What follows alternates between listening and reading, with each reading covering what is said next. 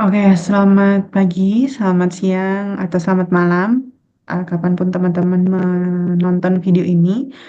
Alhamdulillah kita bisa bertemu walaupun tidak secara tatap muka atau secara langsung. Semoga video ini bisa membantu teman-teman, walaupun kita tidak belajar bersama di kelas.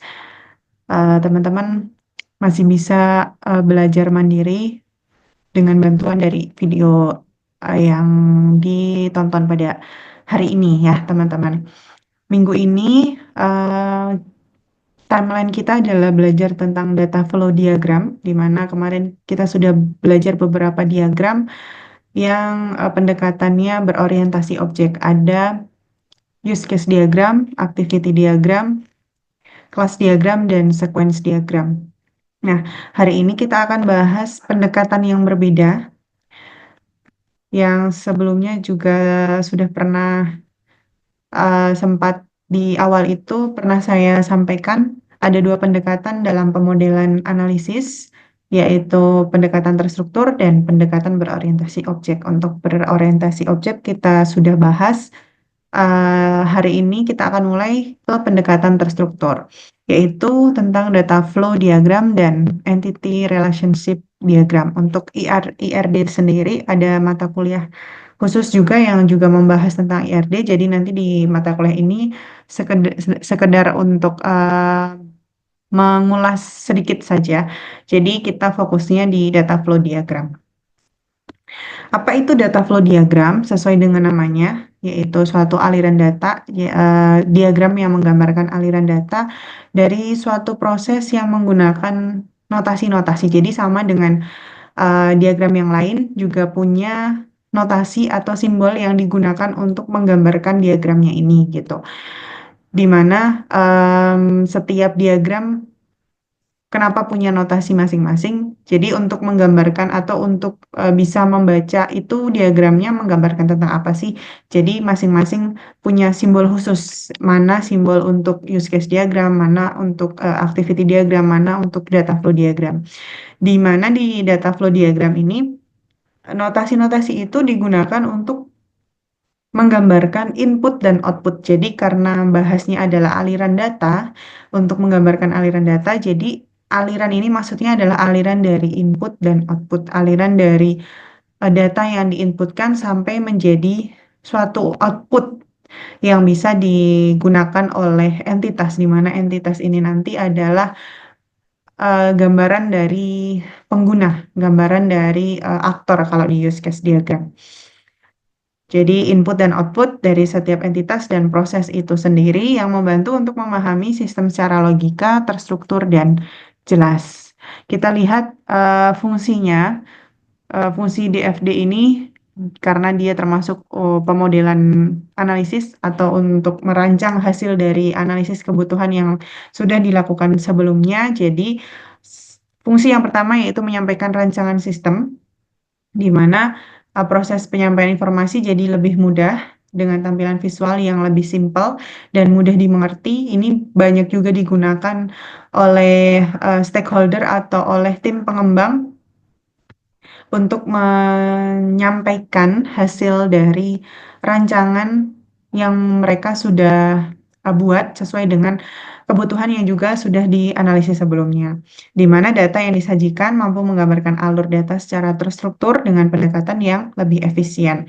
Jadi sebenarnya pendekatan ini atau diagram ini, data flow diagram ini adalah salah satu perancangan yang cukup simpel teman-teman dibandingkan mungkin kalau yang berorientasi objek itu memang ada banyak ya. Jadi ada use case, ada activity sampai dengan kemarin kelas diagram dan sequence diagram. Jadi ada banyak, tapi masing-masing punya fungsi yang berbeda dan punya perspektif yang berbeda. Jadi kalau use case dan activity kan tujuannya untuk berkomunikasi dengan pengguna, sedangkan kalau kelas diagram dan sequence itu digunakan untuk komunikasi secara teknis. Nah, beda dengan data flow diagram ini hanya satu diagram yang digunakan untuk menggambarkan aliran dari awal sampai akhir gitu. Jadi makanya kenapa disebut simple karena dia cuma satu rancangan itu sudah menggambarkan kebutuhan secara keseluruhan gitu. Jadi makanya lumayan banyak juga yang menggunakan ini. Tapi sebenarnya kalau misalnya menggunakan DFD saja itu juga tidak cukup. Jadi sebenarnya eh, tergantung kebutuhan. Mau mau memvisualkan untuk siapa gitu. Jadi tergantung kebutuhan.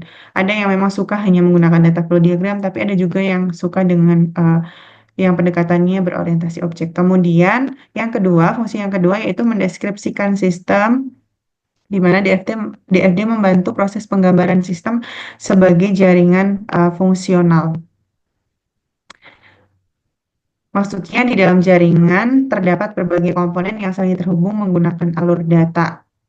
Yang ketiga sebagai model desain, membuat rancangan model baru dengan menekankan pada fungsi sistem tertentu. Intinya adalah sebenarnya sama, semua diagram itu digunakan untuk menyampaikan informasi yang ingin disampaikan kepada stakeholder, entah itu penggunanya atau mungkin tim teknis, pengembang, agar mendapatkan gambaran sistem yang sama, mempunyai perspektif yang sama, sesuai dengan kebutuhan yang sudah dikumpulkan. Intinya semua diagram yang ingin dibuat itu tujuannya sama, hanya perspektif yang ingin dicapai itu yang berbeda, makanya perlu dipilih, perlu menggunakan diagram yang mana. Tujuan DFD menggambarkan fungsi yang menginformasikan aliran data dan memberikan indikasi yang berhubungan dengan bagaimana satu data ditransformasikan pada saat bergerak dengan memakai sistem. Jadi karena namanya tadi ya aliran data, jadi ingin menggambarkan proses dari data itu ada, kemudian diinputkan sampai dengan dia menjadi suatu luaran. Untuk notasinya lebih sedikit daripada diagram yang lain ya, hampir sama dengan use case ya. Lumayan use case diagram lumayan sedikit. Kalau di DFD juga cuman punya 4.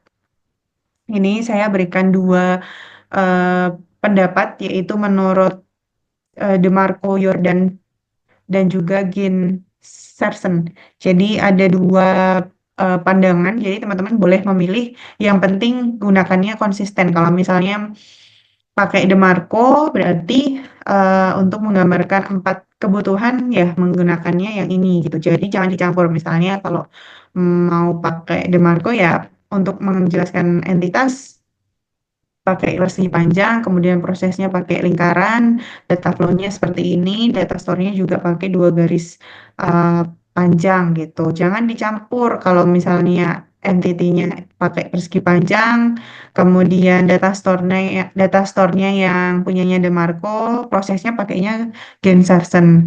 Sebenarnya tidak ada larangan, cuman akan lebih baik kalau misalnya teman-teman konsisten gitu, fokus kalau misalnya mau ambil salah satu pendekatan ya pakai yang itu gitu, semuanya pakai yang itu. Tapi sama, tujuannya sama. Kalau di sini bisa dilihat perbedaannya hanya di proses dan data store ya teman-teman. Kalau entitas menggunakan simbol yang sama yaitu persegi panjang, untuk proses di DeMarco pakai lingkaran, kalau di Gen dan Sersan ini pakainya persegi ditambah ada bagian atasnya apa ya ini namanya melengkung gitu ya di bagian atasnya. Kemudian data flow sama-sama pakai garis panah dengan satu satu anak panah. Kemudian data store-nya kalau di DeMarco pakainya garis panjang, 2 garis panjang, sedangkan kalau Gen dan Sarsen pakainya di sini ada kolom untuk nanti memasukkan simbol biasanya. Bedanya hanya di proses dan data store. Nah, kita lihat masing-masing itu apa. Kalau external entity ini atau bisa disebut dengan terminator, ini menggambarkan pihak di luar sistem. Entah itu individu, divisi, perusahaan, atau sistem yang lainnya. Ini sama kalau misalnya di use case diagram itu adalah aktor. Jadi, entitas apapun yang memang itu ada di luar sistem. Jadi yang memang tidak dalam sistem. Eh, bukan ini ya, bukan yang dia menggunakan sistem, tapi eh, dia yang menggunakan sistem, tapi dia ada di luar sistem. Kalau dia menggunakan sistem, otomatis dia ada di luar sistem. Jadi makanya di sini disebutnya external entity, entitas eksternal.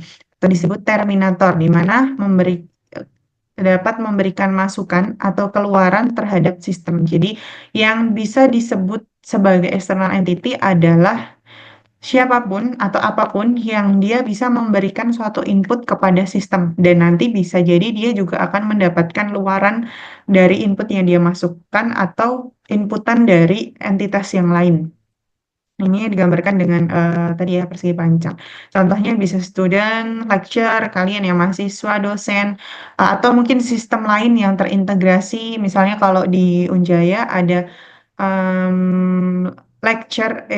ada student, ada portalnya untuk mahasiswa. Nah, itu tersambung atau terintegrasi dengan LMS. Nah, ketika mau menggambarkan sistem untuk student, LMS ini juga bisa menjadi external entity karena itu berkaitan dan dia juga bisa memberikan inputan atau bisa mendapatkan luaran dari sistem di student tadi gitu. Itu external entity.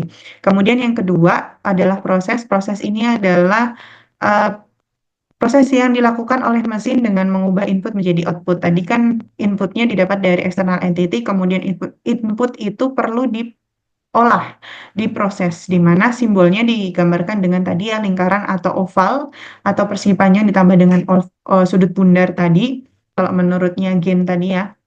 Ini kegiatan atau kerjaan yang dilakukan oleh orang, mesin atau eksternal entity tadi dari hasil arus data yang masuk ke dalam proses untuk dihasilkan arus data yang akan keluar. Intinya proses ini adalah apapun proses yang dilakukan untuk mengubah input menjadi output. Misalnya inputnya adalah data mahasiswa. Data mahasiswa ini mau diolah untuk menjadi rekap presensi mahasiswa. Nah, berarti kan di sana ada proses nih, proses supaya bisa mendapatkan laporan presensi mahasiswa atau rekap presensi mahasiswa tadi.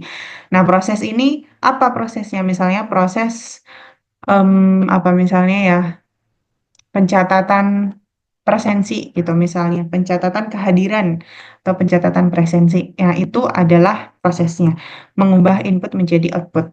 Proses ini ketika digambarkan dalam data flow diagram, ini dia harus punya input dan punya output. Jadi ketika menggambarkan suatu proses, dia harus punya input yang dimasukkan oleh external entity tadi, dan dia harus menjadi luaran tertentu. Nanti kita bahas luarannya. Syarat yang pertama itu, proses punya input dan output. Kalau tidak boleh dia punya input, tapi tidak punya output. Atau sebaliknya, dia punya output, tapi ini outputnya didapat dari mana? Nah, itu nggak boleh. Kemudian, setiap proses memiliki satu atau beberapa data masukan, serta menghasilkan satu atau beberapa data keluaran. Proses ini bisa jadi memiliki atau dia bisa dapat satu atau mungkin banyak eh, data masukan, data input, dan dia juga bisa menghasilkan satu atau beberapa data keluaran. Jadi misalnya kalau masukannya adalah satu, bisa jadi luarannya bisa lebih dari satu. Begitupun sebaliknya. Untuk penamaan nama proses biasanya disebutkan dengan kata kerja dan kata benda yang mencerminkan fungsi proses tersebut. Misalnya hitung gaji, tadi ya pencatatan presensi tadi misalnya pendataan order, cetak laporan penjualan. Jadi jangan cuma hitung gitu. Itu tidak jelas. Jadi tetap ada kata kerja dan kata benda. Ini kalau di use case diagram juga sama kemarin kalau masih ingat ketika memberikan nama untuk use case itu harus ada kata kerja dan kata bendanya. Kemudian jangan gunakan kata proses sebagai bagian dari nama proses. Di proses ini nggak perlu disebutkan misalnya proses pembuatan slip, proses hitung gaji. Nah itu nggak perlu. Jadi langsung aja kata kerjanya apa diikuti kata benda. Karena ini dengan simbolnya ini kan tadi sudah menggambarkan kalau itu adalah proses. Proses ini adalah suatu pekerjaan atau kegiatan yang dilakukan orang atau komputer di mana aliran data masuk tadi ini sudah ya ditransformasikan menjadi aliran data keluar. Ada beberapa kemungkinan yang terjadi pada proses input dan output. Ini tadi juga sudah disinggung. Proses bisa jadi punya satu input dan satu output. Jadi ini standarnya begitu ya. Ketika ada output, tadi syarat pertama dia harus punya input dan punya output. Tapi bisa juga inputnya itu hanya satu, tapi outputnya ada banyak. Dengan satu input bisa jadi ada banyak. Misalnya data mahasiswa diproses dengan proses tertentu bisa jadi menghasilkan misalnya laporan presensi mahasiswa, kemudian laporan atau rekapitulasi pembayaran pendaftaran mahasiswa, kemudian data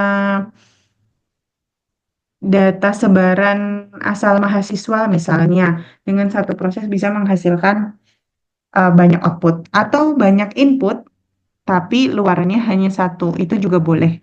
Kemudian banyak input dan banyak output, itu juga diperbolehkan. Ada kemungkinan seperti itu. Yang tidak boleh adalah ada input tapi tidak ada output, atau ada output tapi tidak ada input. Itu yang tidak diperbolehkan untuk proses. Kemudian berikutnya adalah data store. Tadi sudah diproses masukannya, otomatis perlu yang namanya output. Nah, output ini nanti akan disimpan di dalam data store. Data store ini adalah file untuk menyimpan data yang digunakan untuk proses selanjutnya. Dapat dikatakan juga sama seperti basis data. Ini ketika nanti sudah muncul data store-nya, ini bisa memudahkan ketika analis mau membuat IRD. Jadi membantu mana aja data data store ini nanti ketika diinterpretasikan adalah bentuknya adalah tabel di database. Kemudian umumnya data store berupa tabel yang dapat diolah serta mampu terhubung dengan setidaknya satu masukan atau satu keluaran. Digambarkan dengan dua garis jejar tadi ya. Pakai pendekatan yang mana? Bebas. Contohnya misalnya database untuk mahasiswa. Tadi misalnya data mahasiswa kemudian diproses, keluarannya menjadi data mahasiswa. Nah, itu data mahasiswa nanti kan akan menjadi salah satu tabel di basis data atau transaction, kemudian customer. Setelah itu yang keempat adalah data flow. Nah, perlu menggambarkan aliran datanya dari masukan ke proses, keluaran itu kan perlu arus datanya. Ini digambarkan dengan panah, simbol tanda panah. Fungsinya mengalirkan informasi dari satu sistem ke sistem yang lain. Yang perlu diingat adalah tidak ada hubungan langsung antara entitas dengan data. Jadi, ketika menggambarkan di data flow diagram, tidak boleh menggambarkan entitas itu dari entitas langsung anak panahnya ke data store. Itu tidak diperbolehkan. Jadi, harus melalui prosesnya dulu. Nggak mungkin ada inputan langsung masuk ke dalam data store. Gimana caranya dia masuk ke data store tanpa ada proses? Nah, itu tidak boleh. Ini yang perlu diingat. Ini biasanya yang sering dilakukan teman-teman. Kemudian pada simbol tersebut biasanya dapat menggunakan tanda baca berupa kata, huruf, atau angka. Contohnya seperti ini. Ada yang menggunakan tanda panah, kemudian keterangannya ada di atas atau bawah tanda panahnya. Ada juga yang menggunakan ada lingkaran di tengahnya, kemudian diberikan simbol entah itu pakai huruf, angka, atau kata. Kalau pakai huruf atau angka seperti ini, biasanya nanti ada legendnya di luar diagram, ada keterangannya. A itu apa sih, aliran untuk apa, satu untuk aliran apa, dan seterusnya. Nah, untuk tipe-tipenya ada dua tipe sebenarnya, yaitu diagram konteks dan diagram level X. Nah, X-nya nanti ini apa namanya, sesuai dengan kebutuhan. Kita lihat satu-satu. Diagram konteks ini adalah diagram tingkatan paling eh, tinggi. Sorry, ini salah ya. Harusnya diagram konteks ini adalah tingkatan paling tinggi, di mana menggambarkan sistem berinteraksi dengan entitas eksternal. Diagram terdiri dari suatu proses dan menggambarkan ruang lingkup suatu sistem. Jadi ini adalah diagram paling tinggi dalam data flow diagram, di mana karena dia paling tinggi, dia menggambarkan seluruh inputan yang masuk ke sistem dan juga output yang bisa dihasilkan oleh sistem secara garis besar. Biasanya untuk menggambarkan gambaran secara garis besar atau secara keseluruhan dulu dibuat diagram konteks. Di diagram konteks ini biasanya hanya menggunakan tiga notasi, yaitu external entity, proses, dan data flow. Jadi belum ada gambaran untuk data store-nya. Karena dia menggambarkan secara keseluruhan dulu, hanya menggambarkan inputan dan outputnya apa. Contohnya seperti ini ada SIA, ada sistem informasi akademik. Kemudian digambarkan di sini ada 6 entitas, yaitu tata usaha, siswa, kelas, guru, wali kelas, dan kepala sekolah. Di mana di sini bisa dilihat masing-masing entitas dia punya input dan punya output. Nah, inputnya di sini digambarkan pakai simbol angka, kemudian ada keterangannya di sini. Misalnya nomor satu, tata usaha login oleh petugas ke dalam sistem. Kemudian dari sistem nomor 10 digambarkan petugas administrasi akan mendapatkan laporan tentang akademik. Jadi menggambarkan yang bisa diinputkan tata usaha itu apa dan luaran yang bisa didapatkan tata usaha itu apa. Sama juga yang siswa, misalnya siswa nomor 2 input data siswa ke dalam sistem. Yang bisa dilakukan siswa ke dalam sistem adalah hanya menginputkan data siswa. Dan dari sistem nanti dia akan mendapatkan informasi akademik. Ini gambarannya secara garis besar. Jadi tanpa ada data store dulu, hanya inputan dan output saja. Kemudian berikutnya setelah diagram konteks, dari diagram konteks ini kan masih belum detail ya teman-teman. Jadi ini perlu didetailkan. Ini hanya menggambarkan secara keseluruhan. Dibuatlah namanya diagram level 0. Jadi dimulai dari level 0. Ini adalah lanjutan dari diagram konteks tadi, di mana setiap proses yang berjalan akan dirinci. Pada diagram 0 akan diberi nomor untuk setiap proses, jadi setiap aliran akan langsung diarahkan menuju sistem. Nah, kalau dimulai dari level 0 ini sudah menggunakan semua notasi. Kalau tadi tinggal data store. Nah, mulai level 0 ini akan menggunakan semua notasi. Contohnya seperti ini. Seperti yang tadi, kalau diagram konteks itu kan masih secara keseluruhan. Ini bisa dilihat sudah mulai sangat ruwet ya, sangat rumit gitu. Karena di sini sudah menggambarkan, di sini bisa dilihat ada 4 proses. Nah, bisa dilihat juga penamaan angka untuk prosesnya. Dimulai 1.0 input data, 2.0 searching data, 3.0 laporan, 4.0 dan di sini menggambarkan ada entitas juga, ada petugas administrasi dan kepala sekolah. Contohnya, misalnya petugas administrasi memasukkan username dan password untuk login ke sistem ini ya sesuai aliran datanya nomor 1, diproses login namanya, kemudian login nanti akan menyimpan datanya di data store. Di sini diberi nama file data petugas. Di sini menggambarkan data store-nya. Kemudian dari data store ini dikembalikan lagi.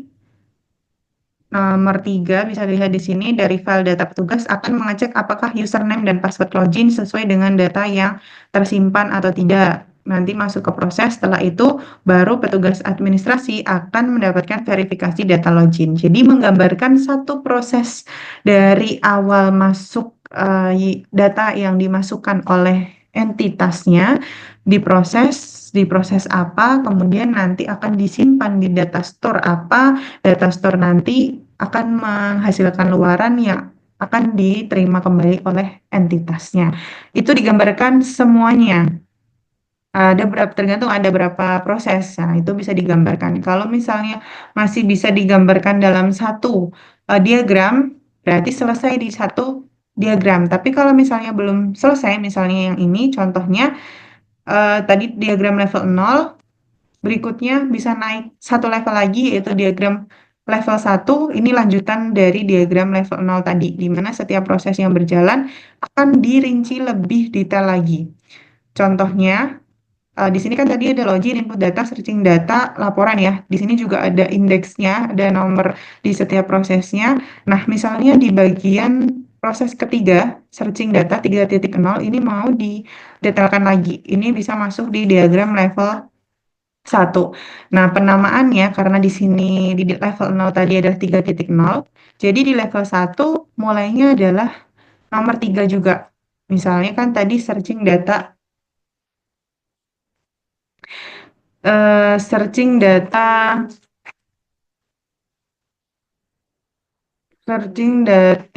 siswa ya tadi ya. Oh, cuma searching data. Nah, searching data ini ternyata ada beberapa eh, proses yang perlu didetailkan,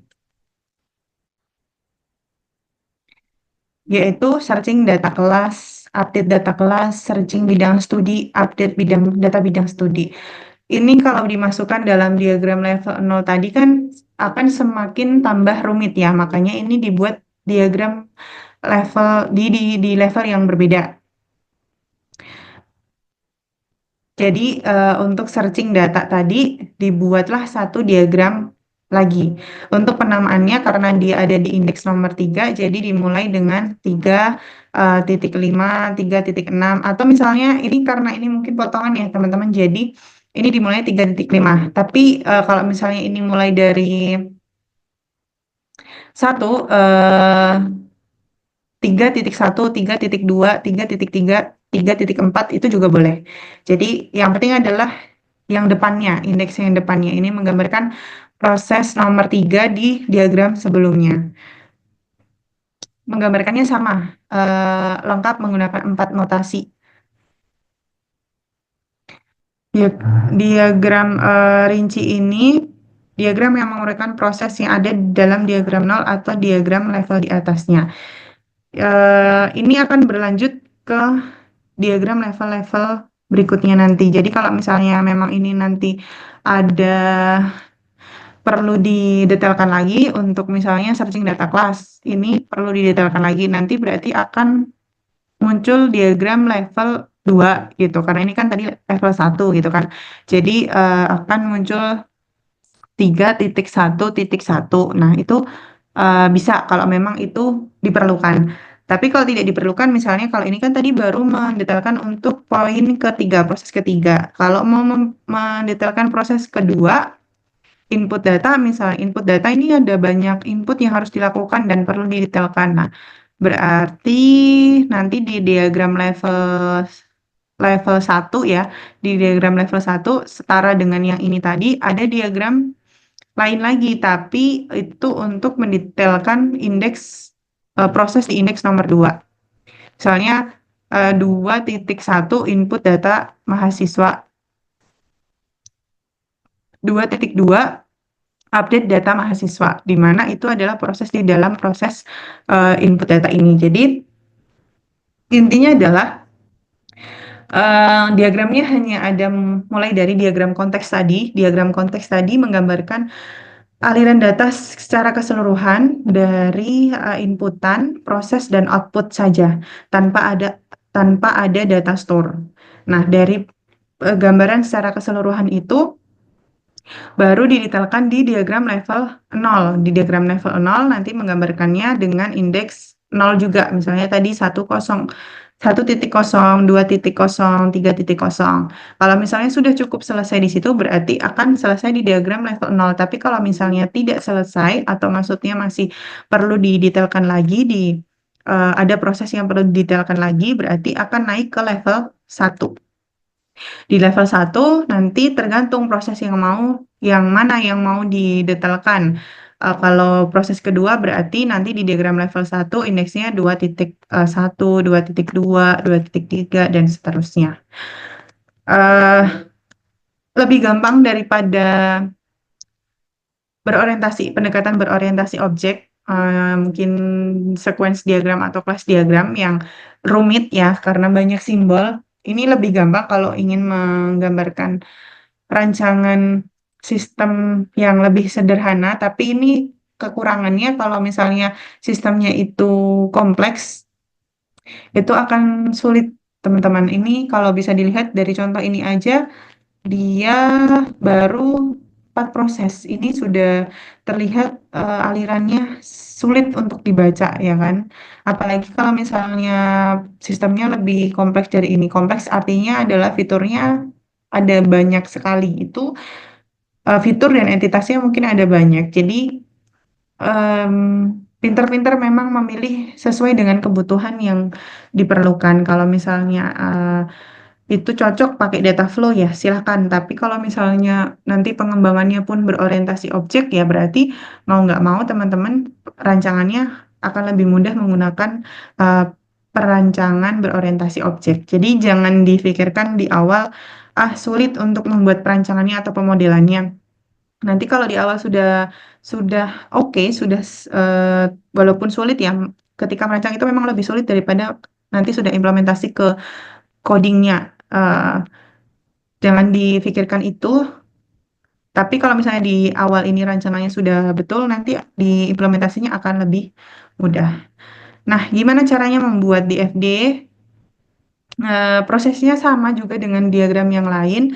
Kalau yang berorientasi objek itu kan berurutan. Jadi menyambung dari satu diagram ke diagram yang lain. Nah, kalau di FD ini dari kebutuhan yang teman-teman sudah kumpulkan, perlu dianalisis, diidentifikasi mana yang menjadi input, mana yang menjadi outputnya, yang terlibat dalam sistem, mana yang menjadi entitasnya setelah sudah diidentifikasi kebutuhannya tadi, berikutnya baru nanti menggambarkan diagram konteks. Ini walaupun sederhana tapi sangat penting. Jadi memang perlu dimulai dari menggambarkan diagram konteks dulu untuk menggambarkan secara keseluruhan dari diagram konteks itu nanti baru diturunkan ke diagram-diagram level berikutnya. Akan lebih mudah kalau misalnya sudah ada gambaran di diagram konteks.